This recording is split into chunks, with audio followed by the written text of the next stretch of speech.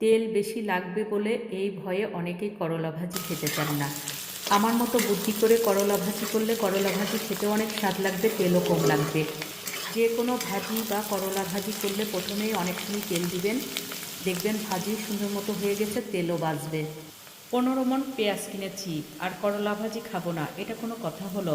প্রতিদিন খাবারের তালিকায় করলা ভাজি থাকবেই থাকবে। ভিডিওটি শেষ পর্যন্ত দেখলেই বুঝতে পারবেন করলা ভাজি কতটা লোভনীয় হয়েছে। বেশি করে তেল দিয়ে করলা ভাজি করলে আসলেই অনেক স্বাদ লাগে। এটা হয়তো অনেকেই জানেন না, তেল বেশি লাগবে বলে করলা ভাজি খেতেই চায় না।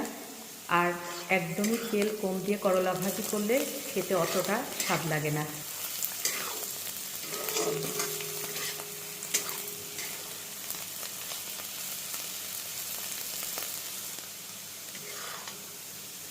আমি ভিডিওর প্রথমেই দেখিয়ে দিচ্ছি, বেশি করে তেল দিয়ে করলা ভাজি করলে করলা ভাজি খেতে অনেক স্বাদ লাগে। যতখানি তেল দিয়েছিলাম তার অর্ধেকটার বেশি থেকে যায়। অবশ্যই এভাবে ট্রাই করবেন। সম্পূর্ণ ভিডিওটির সঙ্গে থাকার জন্য অসংখ্য অসংখ্য ধন্যবাদ।